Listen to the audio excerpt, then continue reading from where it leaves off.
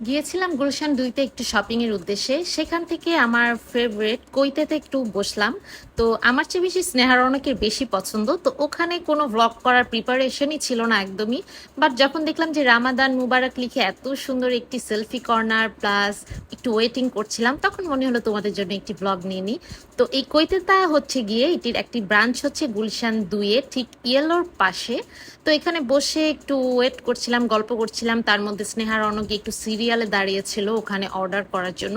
ওখানে তোমরা হচ্ছে দাঁড়িয়ে থেকে অর্ডার করে বিল পে করে, মানে পে ফার্স্ট, দেন হচ্ছে তোমাকে ওই ড্রিঙ্কসটা দিবে। এখানে জাস্ট বোবা টি জাতীয় সব ধরনের ড্রিঙ্কসই পাওয়া যায়, অন্য কোনো ফুড কিন্তু এখানে পাবে না। সো এই গরমকালে যারা শপিং করতে করতে একদম টায়ার্ড হয়ে গিয়েছো, তা চটজলদি চলে আসতে পারো এই কৈতেতে। তো যাই হোক, আমি ওইখানে অর্ডারের জন্য দাঁড়াচ্ছিলাম। তো যেহেতু ৪-৫ রকমের ড্রিঙ্কস অর্ডার করব, এখানে মেনুটা অনেক মজার। মানে তোমরা কি বলবো, মানে যে কোনো ধরনের ক্যারামেল, হ্যাজেলনাট, যে তোমাদের পছন্দ মতো ফ্লেভার অ্যাড করে দেন হচ্ছে বোবা অ্যাড করে অর্ডার করতে পারো। এবং প্রাইসগুলো সবই ৩৫০ থেকে ৪৫০, হাইয়েস্ট ৫০০-র ভিতরেই এক একটা ড্রিঙ্কস পেয়ে যাবে। এবং স্মল অ্যান্ড বিগ সাইজ তো আছেই। তো যাই হোক, এখানে হচ্ছে আমি সিরিয়ালে ছিলাম। দেন অর্ডার করে বসে এত সুন্দর একটি ক্যাফেতে আমরা হচ্ছে একটু ভিডিও নিচ্ছিলাম, ছবি তুলছিলাম আর একটু টাইম পাস করছিলাম। আর সেটা ছিল অনেক রাত, মানে মিডনাইট বলতে পারো।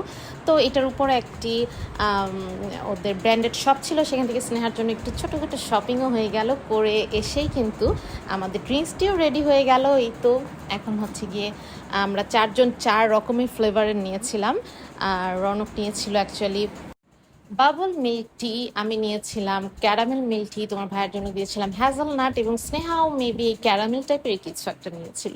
আর এখানে চারটায় কিন্তু ৪ রকমের টেস্ট ছিল। যাই হোক, এটা আমরা প্রায় সময় খেতে আসি, তো ভাবলাম যে একটি ডেইলি ভ্লগের মতো তোমাদেরকে শেয়ার করে দিই। যারা গুলশানের সাইডে আসবে, এবং এটির ব্রাঞ্চ কিন্তু ধানমন্ডির দিকেও আছে, তো যারা গুলশান সাইডে আসবে তারা হচ্ছে এই কৈতা এই ব্রাঞ্চে চলে আসতে পারো। আর এখানে দেখতে পাচ্ছ এদের সার্ভিং স্টাইল কি সুন্দর, এবং খুবই নিট অ্যান্ড ক্লিন এবং খুবই ফ্রেন্ডলি একটি এনভায়রনমেন্ট এই ক্যাফেটিতে। সো তোমরা কিন্তু চলে আসতে পারো এই কৈতেতে। তো কেমন লাগলো জানাবে বন্ধুরা, আমার পেজের সাথে থাকবে। সো আল্লাহ হাফিজ।